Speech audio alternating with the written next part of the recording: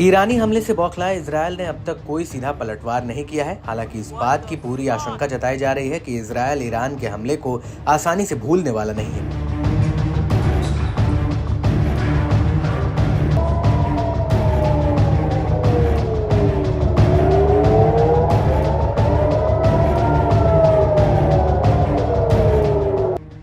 हमले से भड़के इजरायली पीएम पहले ही ईरान को नतीजा भुगतने की धमकी दे चुके हैं। दावा है कि इजरायल चुपके चुपके ईरान पर बड़े हमले की तैयारी कर रहा है, मगर अब तक इजरायल की ओर से ऐसी कोई साजिश की बू नहीं आ रही है।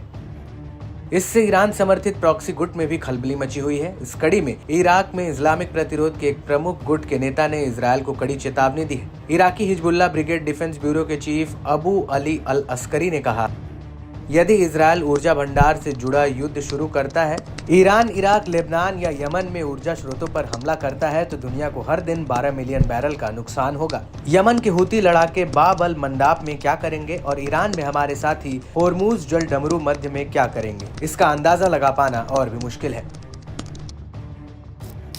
गौरतलब है कि इजरायली नेताओं ने ईरान के खिलाफ बड़े पैमाने पर हमला करने की धमकी दी है। इसमें परमाणु ऊर्जा और तेल रिफाइनरी के खिलाफ हमला भी शामिल है। अस्करी ने चेताते हुए कहा कि प्रतिरोध की प्रतिक्रिया इजरायल तक सीमित नहीं होगी। इसकी जद में इजरायल को बढ़ावा देने वाले और भी देश आएंगे। इसकी आग इराक में अमेरिकी ठिकानों और उसकी सुविधाओं तक फैलेगी। प्रतिरोध गुट अब शांत बैठने वाला नहीं है। जब तक इजरायल को दुनिया के नक्शे से हटा नहीं दिया जाता, तब तक हमले जारी रहेंगे। इराकी नेता अस्करी ने ताजा धमकी ऐसे समय पर आई है जब हूती नेता ब्रिगेडियर जनरल याह्या सारी ने लाल सागर में ओलंपिक स्पिरिट टैंकर पर हमले का दावा किया। 10 अक्टूबर को शेयर किए अपने वीडियो संदेश में सारी ने दावा किया था कि हूती लड़ाकों ने टैंकर को निशाना बनाकर कई बैलिस्टिक मिसाइलें दागी।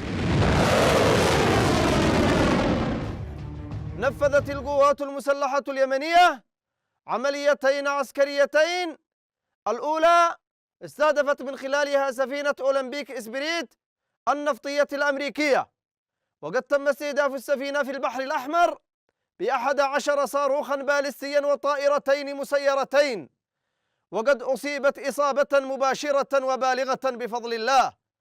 ونفذت العملية بشكل مشترك بين القوة الصاروخية وسلاح الجو المسير والقوات البحرية. العملية الثانية نفذتها القوة الصاروخية بصاروخ مجنح استهدفت سفينة سينت جون في المحيط الهندي، وكانت الإصابة مباشرة بفضل الله. وتم استهداف السفينة لانتهاك الشركة المالكة لها قرار حظر الدخول إلى موانئ فلسطين المحتلة। होर्मुज जल डमरू मध्य ईरान और ओमान के बीच एक महत्वपूर्ण तेल पारमगम चेक पॉइंट है। तेल टैंकर हर दिन जल डमरू मध्य से लगभग 17 मिलियन बैरल तेल ले जाते हैं, जो कि दुनिया की कुल खपत का 20% की हिस्सेदारी रखता है। एक्सपर्ट्स की माने तो होर्मुज की खाड़ी की पूरी नाकाबंदी तेल से कीमतें आसमान छूती हैं, जो वर्तमान में लगभग $80 प्रति बैरल है। तो वहीं इसके भाव बढ़कर $300 प्रति बैरल से ज्यादा हो सकते हैं।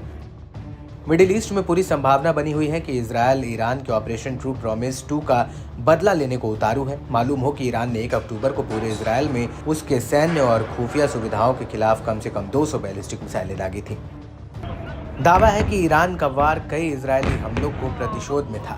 इसमें हमास के पॉलिटिकल ब्यूरो प्रमुख Ismail Haniyeh, Hezbollah chief Hassan Nasrallah और IRGC के जनरल अब्बास निल फराशून की हत्या समेत कई कमांडरों के मारे जाने के बदले अल अस्करी की हालिया धमकी इजरायली चैनल 14 की ओर से टेलीकास्ट किए गए एक हिस्से के बाद आई, जिसमें संभावित हत्या की सूची में अयातुल्लाह अल सिस्तानी, यमनी नेता Abdul Malik al Houthi, Hezbollah के deputy leader Naim Qassem, Hamas प्रमुख याह्या सिनवार, ईरानी Quds force commander Ismail Qaani और ईरान के supreme leader Ayatollah Ali Khamenei शामिल हैं। इस बीच इजरायली सेना ने बीते 4 अक्टूबर को हुए हमले पर बड़ा अपडेट दिया है। IDF ने बताया कि उत्तरी इजरायल और कब्जे वाले गोलान हाइट्स पर इराक से ड्रोन हमले हुए थे, जिसमें इजरायल के 2 सैनिक मारे गए और 24 अन्य घायल हो गए।